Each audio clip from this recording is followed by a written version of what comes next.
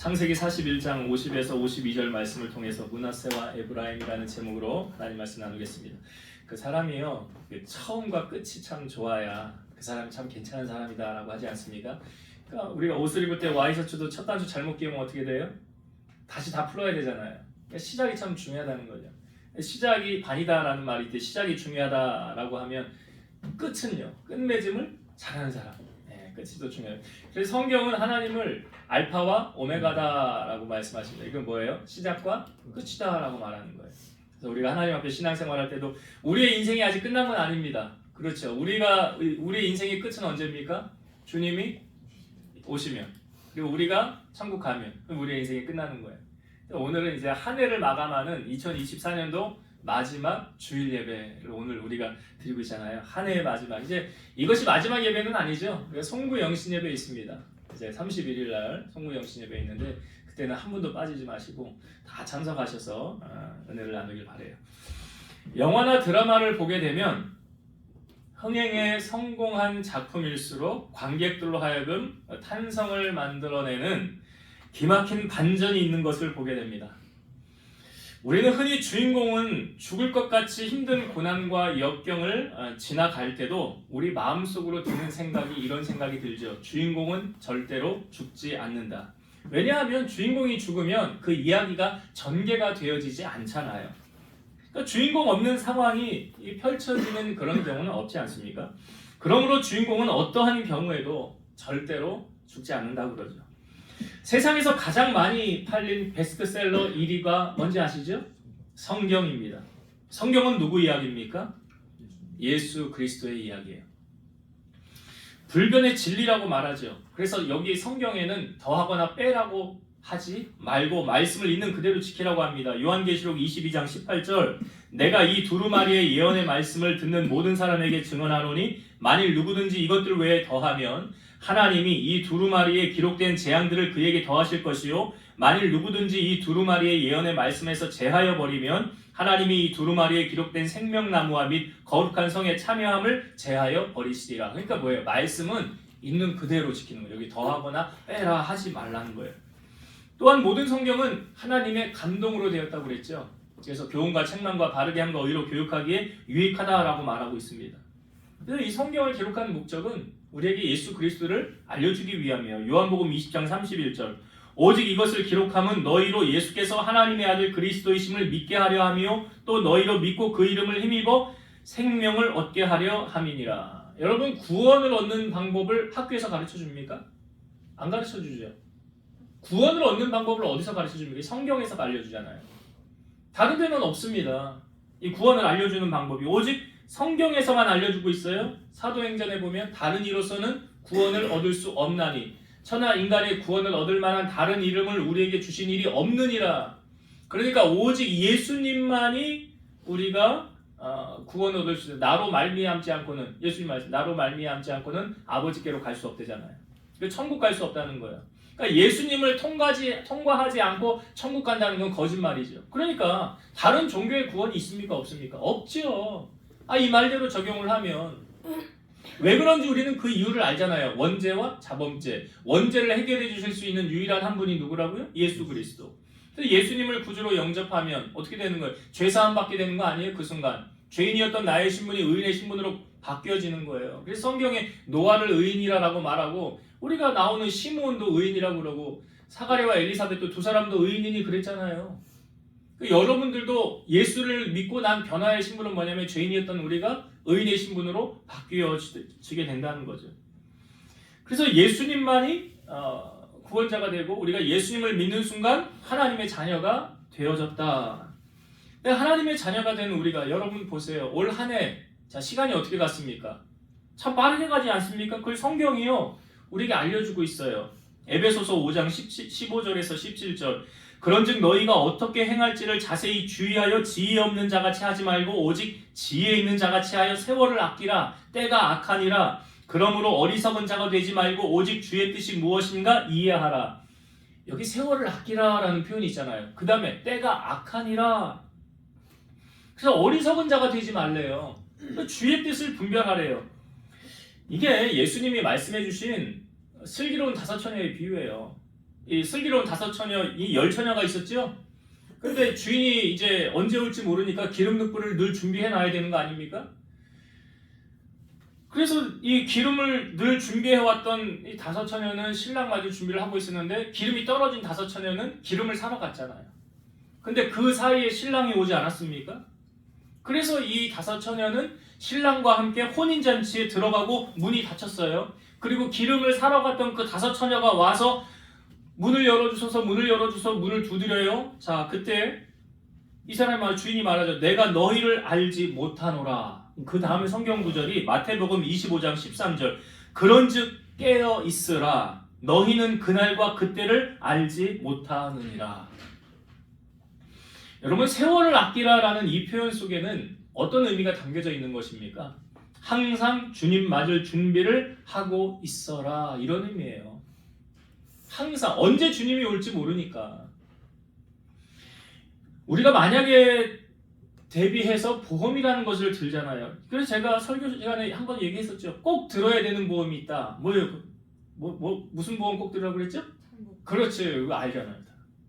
천국 보험을 꼭 들어야 된다. 이거 무슨 말이에요? 언제 주님이 나를 부르실지 모르니까, 언제 주님이 오실지 모르니까 우리가 이 땅에서의 삶이 끝나면 이게 전부가 아니라는 걸, 새로운 세계가 열린다는 거 아시죠? 이 땅에서의 삶이 끝나면 잠깐 이별이에요. 그러나 영원한 하나님의 나라, 새 하늘과 새 땅이 기다리고 있다는 사실이죠. 그러니까 우리가 이 땅에서 삶이 끝나면 우리는 어디를 가게 됩니까? 하나님 보좌 앞에 가죠. 고린도후서 5장 10절, 이는 우리가 다 반드시 그리스도의 심판대 앞에 나타나게 되어 각각 선악간에 그 몸으로 행한 것을 따라 받으려 함이라. 반드시라는 표현이 있어요. 우리가 다 반드시 그리스도의 심판대 앞에 나타나게 돼요. 그러니까 누구도 예외 없어요. 다 죽으면 어디 간다고요? 다 하나님의 심판대 앞에 거기 딱 선다고요. 그래서 거기에 생명책에 명단이 있는 사람은 어디로 가요? 천국에. 명단이 없는 사람은 지옥에. 이게 어쩔 수 없는 법이, 하나님이 정한 법이기 때문에 이게 어쩔 수가 없어요. 여러분, 만약 주님이 언제 오실지만 안다면 우리가 그 전까지는 마음대로 살아도 돼요. 그러다가 주님이 내일 오신대. 그러면 그 전날 회개하면 돼. 내가 하고 싶은 대로 마음대로 살아요. 여러분, 말씀 안 지켜도 돼요. 순종 안 해도 돼요. 그냥 내가 하고 싶은 대로 내 마음대로 살다가 주님 내일 오신대? 그럼 오늘 회개해야지. 오늘 내가 잘못한 거 다 회개하고 돌이키고 나 이제 천국 갈 준비해야 되겠다. 근데 그걸 내일 주님이 오실지 언제 오실지 알아요, 몰라요? 모르잖아요. 데살로니가전서 5장 2절. 주의 날이 밤에 도둑같이 이를 줄을 너희 자신이 자세히 알기 때문이라. 주님이 다시 오실 날이 어떻게 표현하고 있어요? 밤에 도둑이 오는 것처럼. 도둑이 예고하고 와요? 그냥 와요? 나 내일 너네 집 털러 갈 거야. 문단속 잘하고 있어? 이러고 도둑이 옵니까? 아니죠. 예고 없이. 그렇게 주님도 예고 없이 온대요. 데살로니가전서 5장 6절. 그러므로 우리는 다른 이들과 같이 자지 말고 오직 깨어 정신을 차릴지라. 깨어 정신을 차릴지라. 이게 뭐예요? 언제 주님 오실지 모르니까 항상 주님 맞을 준비하고 있어라. 이게 깨어있는 거예요. 이게 슬기로운 5처녀예요. 저에게는 목회하면서 소박하지만 아주 중요한 소원이 있습니다. 그 소원은 뭐냐면 우리 교우들 다 같이 천국 가는 거예요. 그래서 저 하늘나라에서 기쁘고 즐겁게 같이 사는 거예요. 자, 그럼 이곳에서 예배드린 우리만 천국 가면 될까요? 아니에요? 예 할 줄 알았는데, 아멘 할 줄 알았는데 또 아니구나. 그럼 어떻게 해야 될까요? 자, 로마서 10장 13절 이렇게 나와 있어요. 누구든지 주의 이름을 부르는 자는 구원을 받으리라. 여러분, 구원받는데 돈 들어요, 안 들어요? 아니, 만약 구원을 얻으려면 1억을 내야 되는데 교회에 1억 헌금해야 구원받을 수 있대, 천국 갈 수 있대. 그럼 돈 없는 사람은 구원 못 받겠네요. 근데 아무 조건이 없잖아요. 구원받는데 돈 내라. 성경에 어디 그런 말이 어디 있어요? 없어요. 그러니까 천주교가 타락하게 된 배경 아시지요? 그 면제부, 너 이거 사야 구원받을 수 있어. 이 자기들 성당 짓고 자기들 뒤로 돈 챙기려고 그래가지고 천주교가 타락된 거 아닙니까? 그래서 거기서 이 구교에서 신교가 나온 거예요. 개신교가 나온 거라고요. 천주교의 타락으로 말미암아. 그러니까 구원받으려면 돈 내라? 그런 성경 구절 어디 있으면 저에게 보여줘 보세요. 없어요. 값없이 아무나 다 와라 라고 말씀하셨죠. 근데 여기 주의 이름을 부르는 자는 구원받으리라. 그러면 주의 이름을 부르도록 하기 위해서 어떻게 해야 되느냐? 그 다음 성경 구절을 우리가 읽어볼게요. 그런즉 그들이 믿지 아니하는 이를 어찌 부르리요? 듣지도 못한 이를 어찌 믿으리요? 전파하는 자가 없이 어찌 들으리요? 보내심을 받지 아니하였으면 어찌 전파하리요? 기록된 바 아름답도다 좋은 소식을 전하는 자들의 발이여 함과 같으니라. 이런 거죠. 전하는 사람이 없으면 듣질 못한다는 거예요. 누군가 전해야 들을 거 아니에요. 그럼 우리가 먼저 들었지요. 복음을 들었지요. 주님으로 말미암아 천국 간대. 예수님 믿지 않으면 천국 갈 수 없대. 우리는 이 사실을 알아요. 그럼 이 사실을 모르는 사람들에게 그냥 입 닫고 잠잠하게 가만히 있어야 됩니까? 아니죠. 어떻게 해야 돼요? 여기 성경이 말하죠. 보내심을 받지 아니했으면 어찌 전파하려. 그러니까 내가 좋은 소식을 들었으면 주님이 우리를 보내시잖아요, 세상에. 그러면 보내면 어떻게 해야 되는 거예요? 전파하는 거예요. 전파해야 듣는 거예요. 전파하는 사람이 없이 어찌 들으리요라고 성경은 말하잖아요. 그래서 여러분 땅끝까지 증인으로 사는 것은 뭐냐? 복음의 나팔을 부는 거예요. 듣든지 아니 듣든지 전파해야 되는 사명이 우리에게 있는 거예요. 사도 바울은 복음의 빚진 자래잖아요. 그가 왜 1차, 2차, 3차 전투, 그 다음에 로마까지, 나중에 서바나까지 왜 복음을 전했습니까? 복음의 빚진 자라고. 사도행전 20장 24절 내가 달려갈 길과 주 예수께 받은 사명 곧 하나님의 은혜의 복음을 증언하는 일을 마치려 하면은 나의 생명조차 조금 더 귀한 것으로 여기지 아니하노라. 주께로부터 받은 사명 그거 감당하기 위해서 내 생명도 내어놓던 사람이 사도 바울이에요. 생명 걸고 복음 전했던 사람이 사도 바울이에요. 그러니까 나를 위한 삶이 아닌 날 위해 대신 십자가를 지불하시고 내 대신 이제 예수님을 위한 삶을 사도 바울은 드렸다라는 거죠. 그래서 신약 시대의 바울이 이러한 삶은 바로 예수 그리스도의 형상을 드러내며 그리스도의 향기를 발휘하는 그런 대표적인 자로 우리가 여기지 않습니까? 신약 시대의 가장 위대한 선지자, 위대한 사도 바울 우리가 얘기하잖아요. 그럼 제가 구약 시대는 누구를 들 수 있을까? 구약 시대도 워낙 인물들이 많지 않습니까? 여러 많은 사람들이 등장을 하는데, 자 나를 위한 삶이 아닌 자기 민족을 살리고 장래의 일을 준비한 사람, 요셉. 네, 요셉. 오늘 본문에 나오는 주인공이 요셉 아닙니까?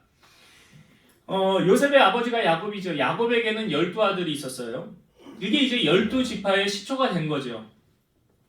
야곱에게는 레아라는 이제 원래 외삼촌 라반이 라헬을 너에게 줄게 했는데 첫날 밤을 딱 치렀는데 보니까 깨어나 보니까 라헬의 언니였던 레아가 들어와 있는 거죠. 그러니까 외삼촌이 우리 집안에서는 큰딸 먼저 보내야 돼.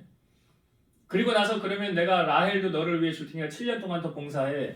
그렇게 얘기를 하잖아요. 그래서 레아와 라헬을 둘 다 얻게 됐는데 이 레아를 통해서 르우벤, 시므온, 레위, 유다를 처음에 얻게 돼요. 네 아들을 얻게 됩니다. 근데 그걸 질투한 라헬이요. 자기가 아이를 못 낳으니까 자기의 여종 빌하를 야곱에게 들여보내요. 그래서 단과 납달리 두 아들을 얻게 됩니다. 사실 자기 아들 아니잖아요. 근데 이걸 또 시기해가지고 레아가 이제 자기의 여종 실바를 들여보내요. 그래서 갓과 아셀을 두 아들을 또 얻게 돼요. 그리고 난 다음에 나중에 레아가 두 아들 이사갈과 스불론을 낳게 되고요. 그 다음에 라헬이 아들을 낳게 되는데 이 11번째로 이제 라헬에게는 첫 번째 아들이죠. 야곱에게는 11번째 아들 누구를 얻게 되냐? 요셉을 얻게 되는 거예요. 이 요셉이라는 이름의 뜻이 뭐냐면 더하다. 이게 뭐냐면 가로하고 하나님이 하고 가로하고 그 다음에 더하다. 그러니까 요셉의 이름은 더하다라는 뜻이에요. 더하기. 뭐 더해줬으면 좋겠다 이런 의미예요. 근데 이 라헬이 아들을 둘을 낳게 되죠. 요셉을 낳게 되고 나중에 한 아들을 더 낳게 되는데 그 아들 여러분 막내 아들 누군지 아시죠? 베냐민. 근데 라헬이 이 베냐민을 낳다가 죽게 됩니다. 그래서 죽기 전에 아들 이름을 라헬이 져요. 뭐라고 졌냐면 베노니라고 져요. 베노니. 원래 베냐민의 원래 이름은 베논이었어요. 베논이라는 이름의 뜻은 뭐냐면 슬픔의 아들이에요. 엄마가 베논이, 너 이름은 베논이야 하고 죽은 거예요. 얘 낳다가 죽었으니까. 슬픔의 아들이야 라고 베논이라고 졌는데 이 야곱이 그 이름을 바꿔버려요. 뭘로 바꿨어요? 베냐민으로 바꿔버린 거예요. 오른손의 아들 베냐민. 그러니까 이 야곱이 자기 이 아내 라헬이 애 낳다가 죽었거든요. 이렇게 낳고 그 아들의 이름을 베냐민이라고 바꿔버려요. 그러니까 이름에 다 사실 뜻이 있는 거죠. 야곱이 라헬을 통해서 얻은 첫 번째 아들인데 이 야곱이 얼마나 귀하겠습니까? 자기 사랑하는 아내를 통해서 얻은 아들이니까. 그러니까 채색옷, 구별되어서 채색옷을 입혀주는 거예요. 그리고 아버지 사랑을 아마 거의 독차지했던 것 같아요. 너무 야곱의 편애가 심했던 것 같아요. 근데 이 야곱이, 우리가 야곱의 다른 애칭이 있지 않습니까? 꿈의 사람, 꿈쟁이 요셉. 그러니까 요셉이죠. 요셉이 꿈쟁인데 요셉이 꿈을 형들에게 이야기를 하는 거예요. 내 단은 서 있고 형들의 단이 내게 절하더이다 라고 말하는 거예요. 그러니까 형들이 네가 참으로 우리의 왕이 되겠냐? 하면서 더욱 미워하게 되는 거죠. 가뜩이나 아버지의 사랑도 얘에게 다 빼앗겼는데 더욱 미워하게 된 거예요. 근데 요셉이 또 꿈을 꿨는데 이번에는 이 부모님하고 형들하고 있는 그 다 있는 자리에서 이렇게 말하는 거예요. 해와 달과 열한결이 내게 절하더이다. 그러니까 이 아버지하고 형들이 다 듣습니다. 이제 야곱이요, 아버지잖아요. 요셉을 꾸짖습니다. 그러면서 이렇게 말해요. 네가 꾼 꿈이 무엇이냐? 나와 내 어머니와 내 형들이 참으로 가서 땅에 엎드려 절하겠느냐? 근데 실상 이것이 나중에 이루어졌잖아요. 형들이 양을 치러 갈 때 야곱이 이제 그 요셉을 보내면서 형들이 자리나 좀 보고 와라 심부름을 보냅니다. 그래서 이제 형들을 찾아서 도착을 해서 딱 도착했는데 형들이 요셉을 보면서 야, 저기 꿈꾸는 자가 온다. 어디 그 꿈이 이루어지나 한번 보자 하면서 야곱을 이 구덩이에 이제 파가지고 그 안에 던져 넣습니다. 그리고 사실 보면 이제 야곱을 거기 생매장 하려고 그랬던 형들이었어요. 죽이려고 그랬던 거죠. 그런데 야, 우리가 죽여서 못하냐? 얘를 그냥 애굽으로 팔아버리자. 가만히 보니까 그때는 이제 노예 시대였으니까 애굽으로 이제 팔려가는, 사람을 파는 그런 시대였으니까 요셉을 은 20에 팔아버립니다.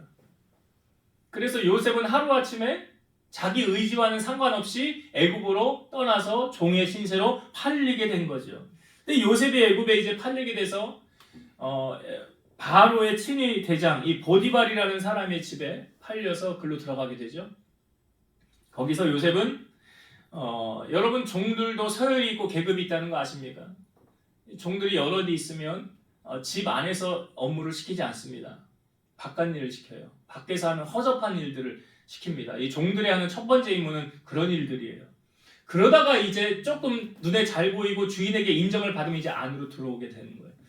그러니까 이제 보디발이 요셉을 가만히 보니까 얘 괜찮거든, 괜찮은 애거든. 그러니까 자기 이제 집으로 들여서 요셉에게 모든 권한을 다 맡기는 가정 총무 업무를 요셉에게 시키게 되죠. 근데 그 일도 잘 하고 있었는데 어느 날 갑자기 보디발의 아내가 요셉을 유혹하지 않습니까? 그래서 요셉이 옷이 벗겨진 채로 밖으로 그냥 뛰쳐나가지요. 그리고 난 후에 누명을 쓰고 요셉은 감옥에 들어가게 됩니다. 감옥 안에서 그 애굽에 보면 감옥이 일반 사람을 가두는 감옥이 있고 또 나라 일을 하다가 들어온 감옥이 따로 있었다는 거죠. 그래서 이 나라 일을 하는 여기 일을 전옥이 이 감옥의 이제 관리자가 요셉에게 너는 이 일을 해라, 이 사람들을 섬겨라라고 그 일을 맡겼어요. 근데 어느 날 술 맡은 관원장, 떡 맡은 관원장 둘이 꿈을 꿨는데 얼굴에 근심빛이 있는 거예요. 얘기를 해보라는 거예요. 요셉이 꿈 얘기 해보세요. 제가 해석해 줄게요. 또 술 맡은 관원장이 꿈 이야기를 듣고 당신은 3일 뒤에 바로의 생일날 복직될 겁니다 라고 이야기를 해줬어요. 그리고 당신이 나가서 복직되면 나를 기억해서 나를 좀 여기서 꺼내주세요 라고 말합니다. 그래서 떡 맡은 관원장도 자기 꿈 이야기를 했더니 요셉이 이렇게 해석을 하죠. 당신은 3일 뒤에 죽을 것입니다. 근데 3일 뒤에 바로의 생일날 요셉이 꿈을 해석해 준 대로 술 맡은 관원장은 복직하게 되었고 떡 굽는 관원장은 죽게 되었다는 거죠. 근데 이 술 맡은 관원장이 요셉이 부탁했잖아요. 당신 나가면 나를 좀 여기서 꺼내달라고. 근데 성경에 보면 술 맡은 관원장의 머릿속에서 요셉의 생각을 지워버려요. 누가요? 하나님. 그리고 만 2년이라는 세월이 지나갑니다. 그리고 바로가 꿈을 꿨는데 자기의 꿈을 해석하기 위해서 애굽의 술객과 박사들을 다 불러 모으는데 아무도 해석을 못하는 거죠. 왜요? 그 꿈은 오직 요셉만이 해석할 수 있도록 하나님이 요셉에게만 열어놓은 길이었어요. 아무도 해석을 못할 때 바로왕 옆에 술 맡은 관원장이 2년 전에 있었던 이야기를 하는 거예요. 제가 감옥에 있었을 때 그 꿈을 해석해준 사람이 있었는데 그 사람 꿈 해석해준 대로 됐습니다.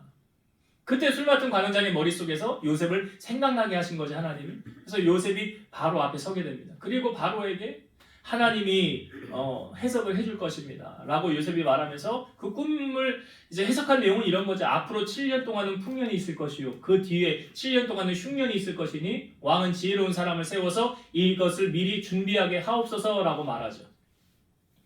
그 말을 들은 바로가 요셉을 애굽의 총리로 세우게 되잖아요.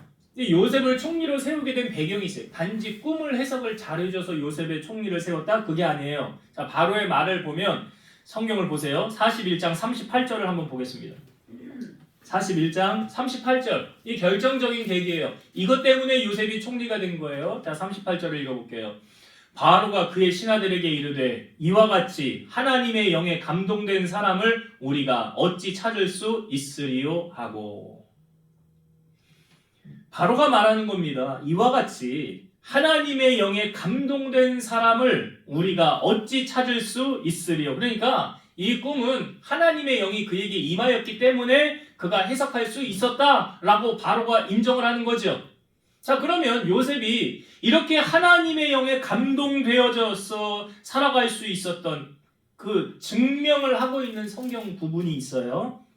자, 이걸 성경을 찾아봅시다. 앞으로 한 장 넘기시면, 한 두 장 넘기시면 창세기 39장. 지금 하나님의 영이 요셉과 함께 했다라고 말하는 그 근거를 지금 찾는 거예요. 창세기 39장 2절.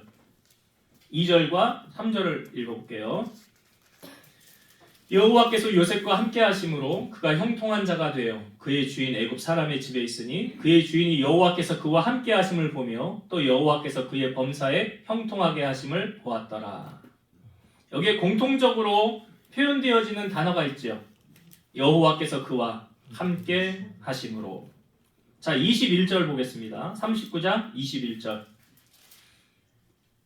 여호와께서 요셉과 함께 계시고 그에게 인자를 더하사 간수장에게 은혜를 받게 하시매. 여기도 여호와께서 요셉과 함께 하시고. 자, 마지막 절이 23절 봅니다. 간수장은 그의 손에 맡긴 것은 무엇이든지 살펴보지 아니하였으니 이는 여호와께서 요셉과 함께 하심이라. 여호와께서 그를 범사에 형통하게 하셨더라. 여기도 여호와께서 요셉과 함께 하심이라. 여러분, 하나님이 함께 하신다라는 말을 성경에 임마누엘이라고 표현하고 있죠. 이 임마누엘이라는 표현이 성경에 딱 3번 나옵니다. 이거 어디 나오냐면 이사야 7장 14절. 그러므로 주께서 친히 징조를 너희에게 주실 것이라. 보라, 처녀가 잉태하여 아들을 낳을 것이요 그의 이름을 임마누엘이라 하리라. 여기 한 번. 그다음 이사야 8장 8절에 한 번 더 나오고요. 그 다음 마지막 3번째 나오는 게 마태복음 1장 23절. 우리가 성탄절 예배 때 이 본문 읽었었죠. 보라, 처녀가 잉태하여 아들을 낳을 것이요 그의 이름은 임마누엘이라 하리라 하셨으니 이를 번역한즉 하나님이 우리와 함께 계시다 함이라. 이렇게 임마누엘이 딱 성경에 3번 나와요. 근데 이 임마누엘이라는 뜻이 뭐라고요? 하나님이 우리와 함께 계시다. 그러면 요셉의 삶은 어떤 삶이었어요? 임마누엘의 삶. 그렇죠. 하나님이 함께하는 삶이었더라. 하나님과 동행한 삶이었더라. 여러분, 어느덧 2024년도가 이제 저물어 갑니다. 지금 오늘이 2023년도 마지막 주일이죠. 우리가 2025년도 승리하는 그런 인생으로 살길 원한다면 여러분, 임마누엘의 삶을 사셔야 돼요. 시편 4편 8절. 내가 평안히 눕고 자기도 하리니 나를 안전히 살게 하시는 이는 오직 여호와이시니이다. 시편 3편 6절. 천만인이 나를 애워싸 진친다 하여도 나는 두려워하지 아니하리로다. 여러분, 하나님께 마음을 고정하면 승리할 수 있습니다. 근데 헛된 데 마음을 빼앗기면 패배할 수밖에 없어요. 출애굽한 이스라엘 백성들이 갑자기 아말렉이 쳐들어오지 않습니까? 그때 모세가 여호수아에게 너는 우리들을 위해 사람을 택하여 나가서 현장에서 아말렉과 싸우라. 내가 내일 하나님의 지팡이를 손에 잡고 산꼭대기에 서리라. 그래서 현장에서는 여호수아가 싸우고 있어요. 그리고 모세와 아론과 훌은 산꼭대기에 올라가 있습니다. 근데 말로 설명이 안 되는 이상한 일이 나타나죠. 출애굽기 17장 11절 모세가 손을 들면 이스라엘이 이기고 손을 내리면 아말렉이 이기더니. 자, 여러분 이거 어떻게 해석하셔야 돼요? 현장에서는 지금 누가 싸우고 있어요? 여호수아. 그러면 현장에서 여호수아가 잘 싸워야 이기고 여호수아가 못 싸우면 지는 거 아니에요? 근데 어떻게 성경은 말해? 모세가 손을 들면 여호수아가 이기고 모세가 손을 내리면 아말렉이 이기더라. 어떻게 해석을 해야 돼요? 여러분 전쟁을 주관하시는 분이 누구십니까? 하나님이 전쟁을 주관하고 있어요. 여러분들이 이 땅을 살아가는 정말 치열한 삶을 전쟁 같은 삶이다 우리 표현하잖아요. 그 전쟁을 주관하고 계시는 분이 누구시라고요? 하나님이시라는 거예요.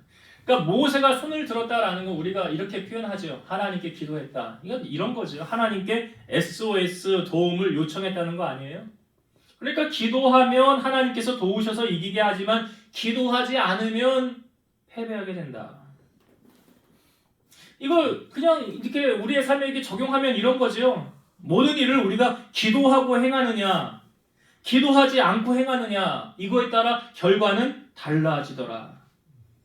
흔히들 에이 뭐 하나님 다 아시는데 뭐 내 마음 다 알아. 나 기도 안 해도 하나님이 알아서 다 일하실 거야. 이건 신앙생활 잘 모르고 하는 분들이에요. 에스겔 36장 37절 주 여호와께서 이같이 말씀하셨느니라 그래도 이스라엘 족속이 이같이 자기들에게 이루어 주기를 내게 구하여야 할지라. 이거 하나님 말씀하신 거잖아요. 주 여호와 우리 하나님이 그래도 너 기도해야 내가 들어줘. 너 기도 안 하면 나 안 들어줘. 이거 아니에요? 마태복음 7장 11절 너희가 악한 자라도 좋은 것으로 자식에게 줄 알거든 하물며 하늘에 계신 너희 아버지께서 구하는 자에게 좋은 것으로 주시지 않겠느냐. 구하는 자에게. 이 똑같은 말씀을 누가복음 11장 13절에는 구하는 자에게 성령을 주시지 않겠느냐. 기도하고 은혜 충만하면 승리하지만 기도하지 않고 주님을 멀리하면 내 힘, 내 주먹, 내 재력, 내 권력 의지하면 이길 것 같지만 패배하는 게 신앙의 원리예요. 절대 이길 수 없어요. 저는 하나님의 도움 없이는 절대로 목회를 못한다는 것을 잘 알고 있어요. 특히 설교는 더욱 그래요. 이 사람의 말이 아닌 하나님의 음성을 들으러 여러분들이 오는 건데 제가 그럼 하나님의 말씀을 대언해야 되는 거 아닙니까? 근데 하나님의 영이 임하지 않고는 절대 불가능해요.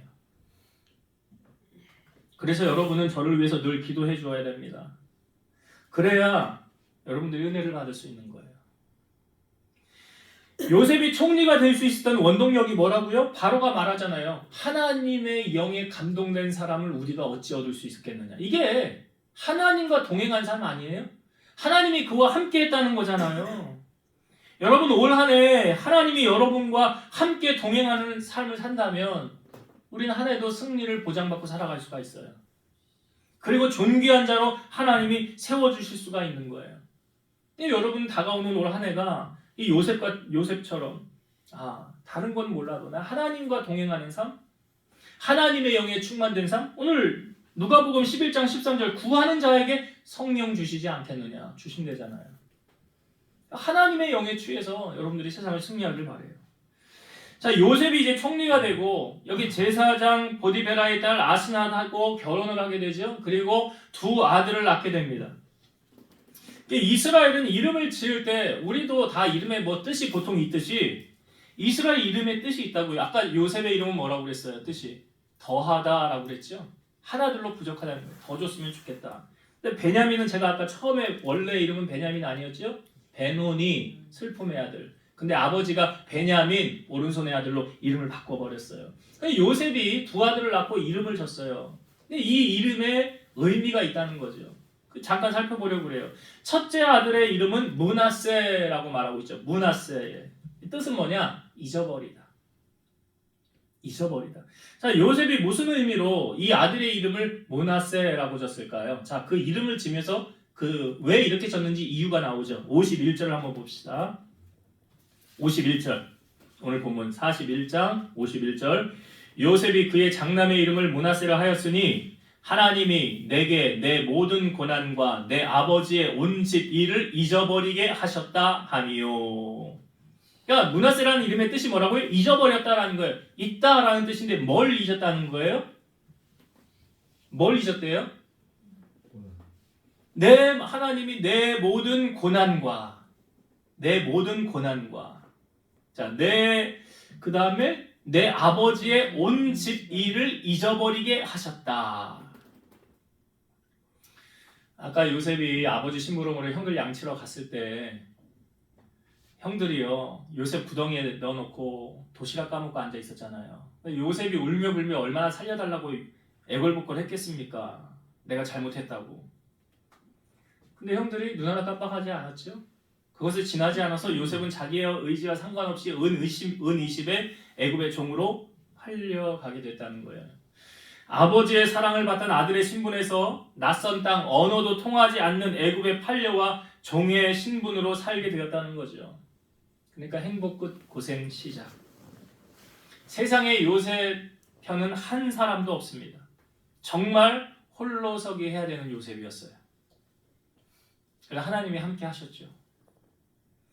그 주인 보디발의 인정을 받아 가정 총무가 되었지만 이 보디발의 아내의 유혹으로 요셉이요 사실 이런 생각도 해봤어요. 편하게 살려면 요셉이 그냥 가정 총무 일 편하게 하려면 그 요셉의 아내의 마음을 얻어서 그냥 그 사람 비유 맞추면서 그래서 그냥 쿵짝쿵짝하고 그냥 요셉 비자금이나 만들고 거기서 그냥 편하게 그 가정 안에서 왕노릇하며 살 수 있었을 텐데 근데 요셉이 그렇게 하지 못했던 이유는 무엇이었습니까? 바로 코람데오의 신앙이었죠.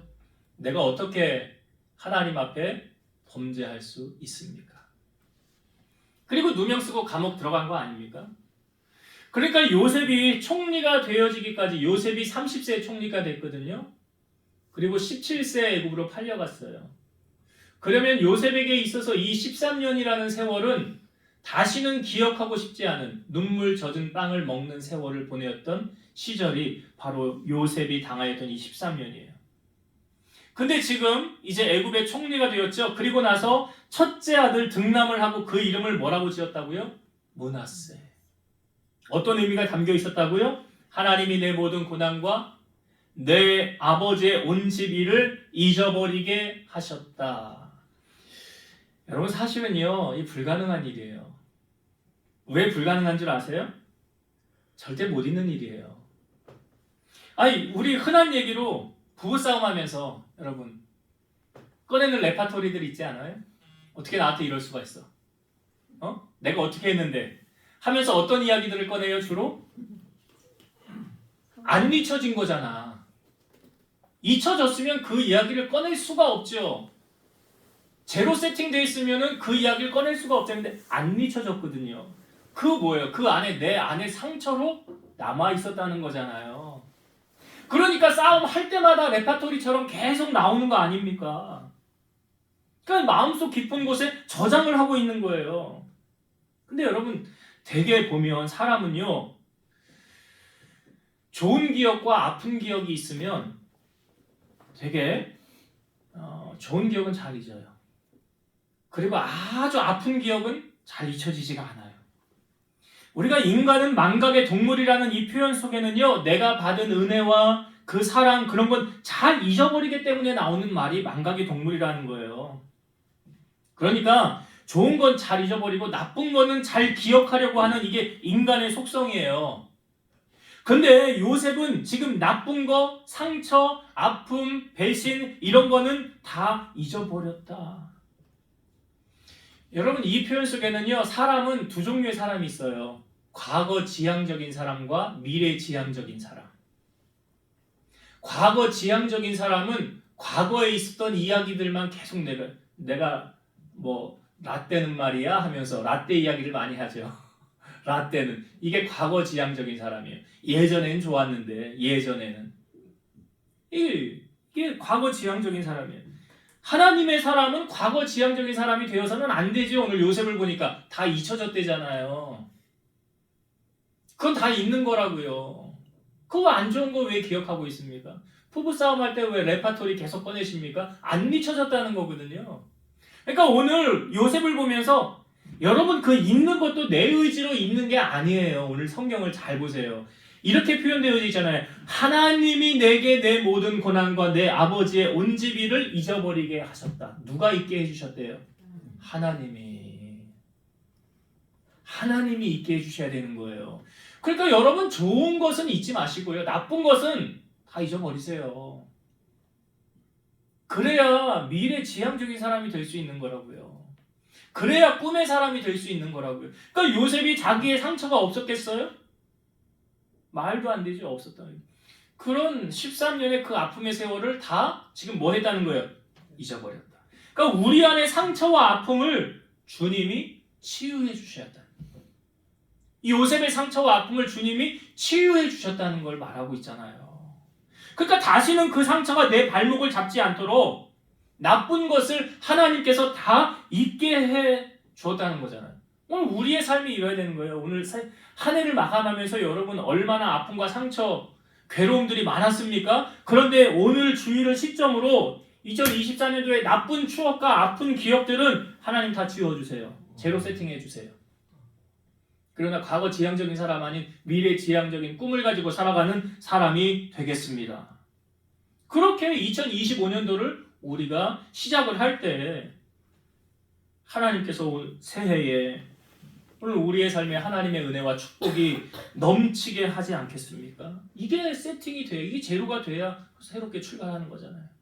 요셉이 지금 므낫세 낳고 이런 의미로 첫째 아들을 므낫세라고 이름을 지었더라.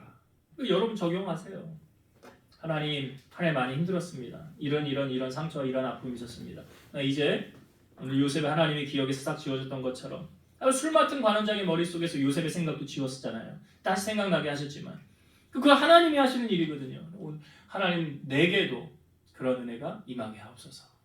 그럼 구하며 나아가시를 바라고요. 두 번째 이름은 에브라임이라고 이름을 줬어요. 에브라임. 자, 어떤 의미를 담고 있었습니까? 52절 보겠습니다. 차남의 이름을 에브라임이라 하였으니 하나님이 나를 내가 수고한 땅에서 번성하게 하셨다 함이었더라. 그러니까 에브라임이라는 뜻은 뭐냐면 풍성함이에요. 풍성함. 열매 풍성한 땅, 이런 의미도 담고 있어요. 풍성함. 근데 성경을 잘 보면 여러분, 자, 여기도 하나님이 이렇게 시작하죠.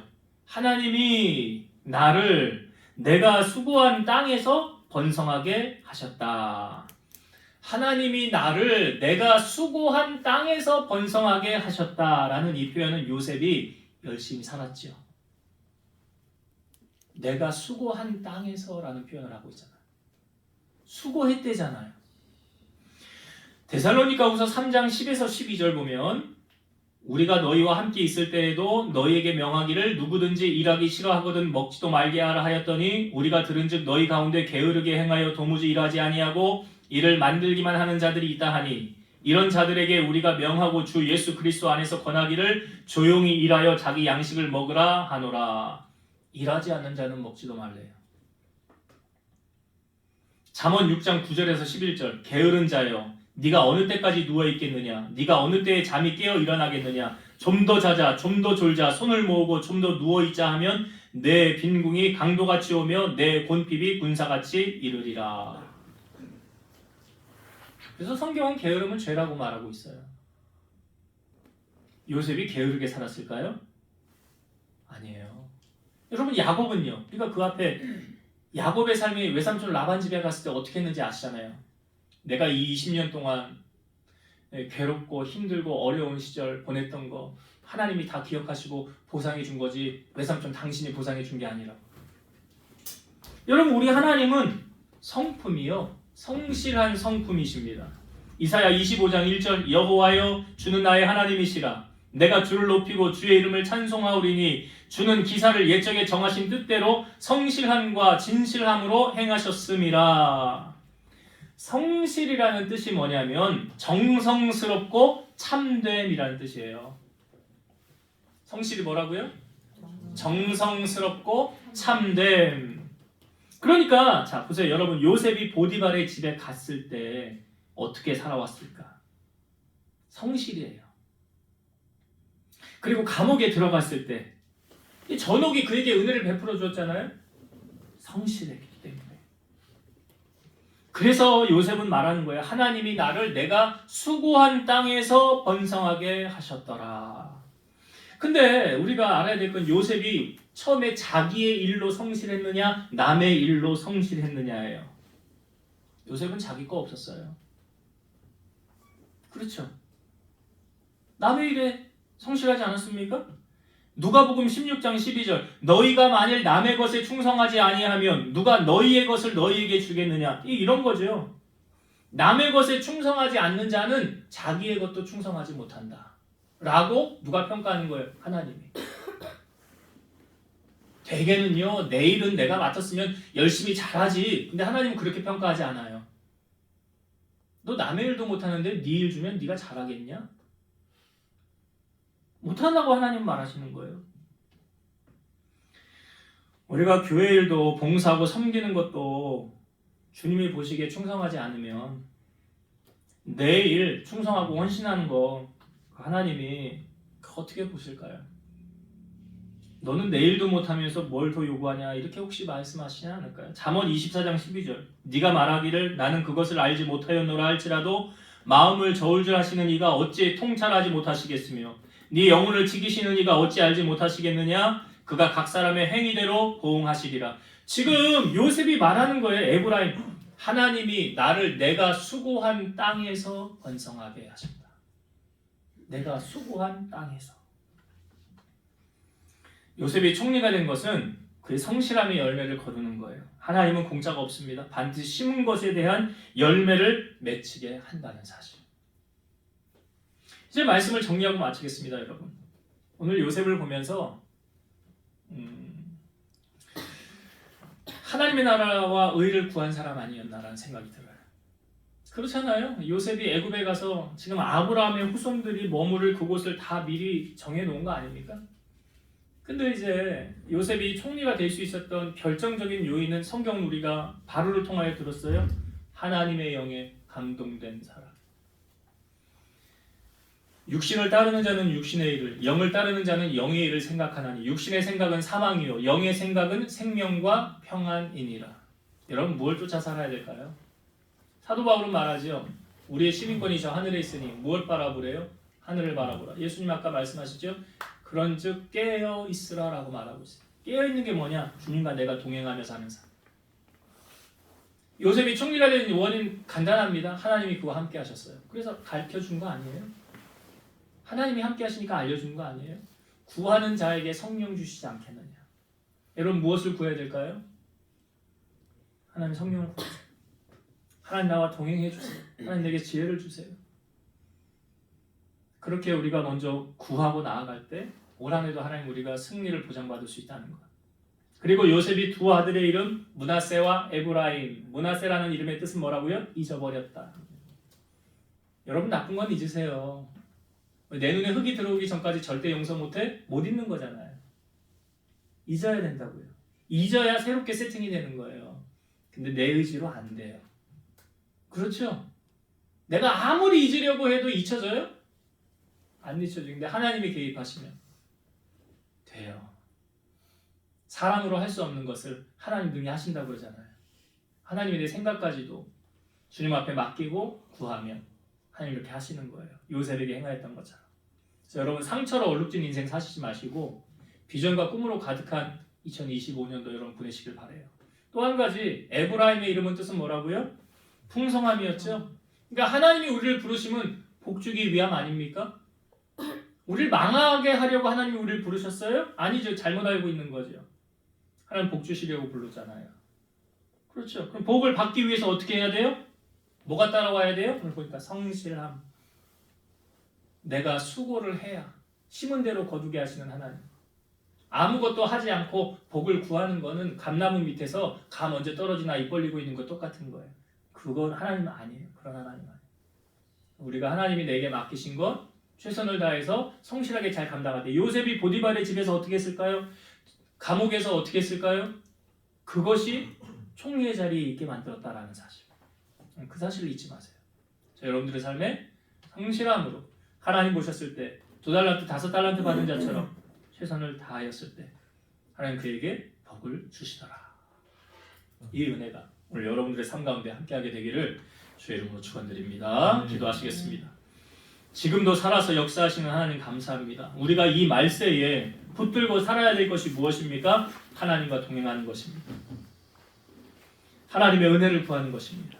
구하는 자에게 성령을 주신다고 하셨습니다. 세상의 모든 사람이 다 나를 버리고 떠난다 할지라도 하나님이 나와 함께 하시면 요셉이 애굽에서 아무도 아는 사람 없었습니다.